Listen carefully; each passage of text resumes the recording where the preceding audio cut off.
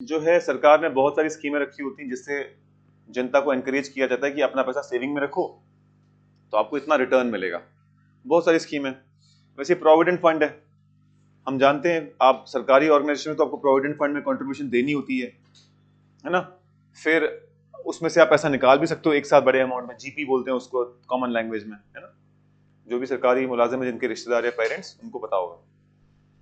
तो ये सब पैसा जाता है पब्लिक अकाउंट्स में। मैंने बताया ना, consolidated fund of India, public account of India and contingency. Contingency का यहाँ को लेने देना नहीं, वो डेट नहीं है, वो सरकार ने पैसा डाल के रखा है। कोई ऐसी आपदा आ जाती है, कोई ऐसी सिचुएशन आती है कि भाई वॉर हो जाए, नेचुरल कैलामिटी हो जाए, कोविड हो जाए, तो उसको पैसा यूज होगा, अदरवाइज यूज नहीं होगा।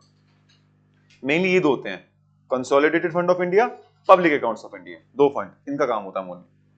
तो जो लायबिलिटीज इस फंड के ऊपर उठाई गई हैं या जो पैसा लोगों का है कल को वापस देना है, वो आ जाएगा पब्लिक अकाउंट लायबिलिटीज। अब क्या बोल रहा है कि जो पीएसयूज है, पब्लिक सेक्टर अंडरटेकिंग्स, सरकारी कंपनियां, IOCL, steel authority of India, coal India limited, BPCL, HPCL, ये जितनी भी सरकारी कंपनियां हैं, ये जो लोन रेज करती हैं इसको पेएबल सरकार करती है, गवर्नमेंट ऑफ इंडिया पेएबल करती है, क्योंकि सरकार 51% से ज्यादा ओनरशिप है, कहीं पर 80% है, कहीं पर 90% है।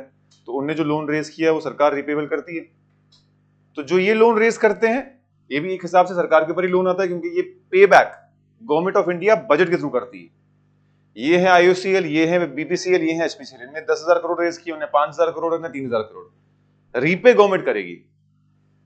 तो वो पैसा जो है, जो वो लोन इनने उठाया, उसको कहते हैं एक्स्ट्रा बजटरी रिसोर्सेज। और इनकी कैलकुलेशन, जो ये जब मैं रीपे करूंगा लोन, इनकी कैलकुलेशन फिस्कल डेफिसिट में नहीं डाली जाएगी। अब जो ये प्रोविडेंट फंड है, ये क्या है? ये दरअसल सेविंग स्कीम ही है।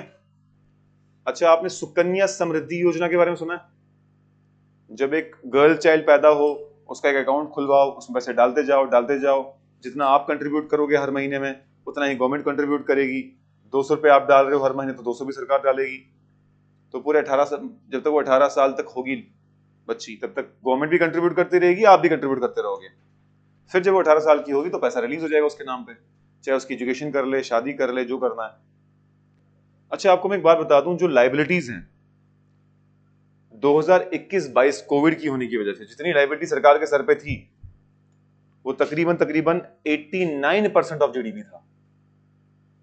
इतना पैसा सरकार ने लाइबिलिटीज के तौर पे उठा रखा था।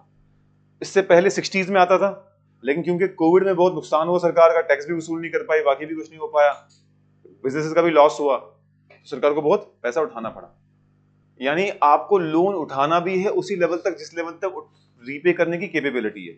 अगर एक बंदा जिसकी सालाना इनकम 10 लाख है, 1 करोड़ तक का लोन उठा सकता है, जिसको अगले 20 साल में रिपे कर सकता है वो घर वर के लिए, वो भी तब जब वो 1 करोड़ रुपए हार्ड एसेट कन्वर्ट करने में लग रहा है, कैपिटल एसेट कन्वर्ट करने में लग रहा है, क्योंकि वो उसकी वैल्यू रहेगी।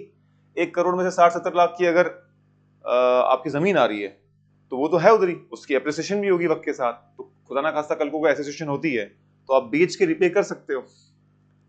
लेकिन आप बोलोगे कि 10-15 करोड़ की लोन उठा लो, वो रिपे करने की कैपेबिलिटी नहीं है, क्योंकि जितना इंटरेस्ट उस पर बनेगा, जितनी आपकी इनकम है, जितना इन्फ्लेशन है, आप उसको बहुत पॉसिबिलिटी है कि आपका दिवालिया निकल जाए।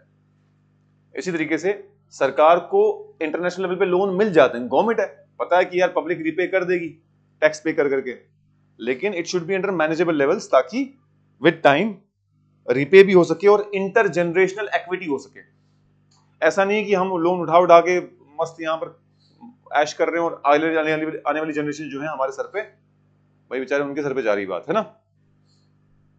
अच्छा, अगर इस 90% को रिपे करना है तो तकरीबन एज ऑफ टुडे 11 साल लग जाएंगे सरकार को, अगर रिपे करना होगा तो, जितना उन्होंने लोन उठा रखा है। और जितना ज्यादा टाइम सरकार को रिपे करने में लगेगा, एस्टिमेट है ये, उतना ही रिस्क होता है डिफॉल्ट का।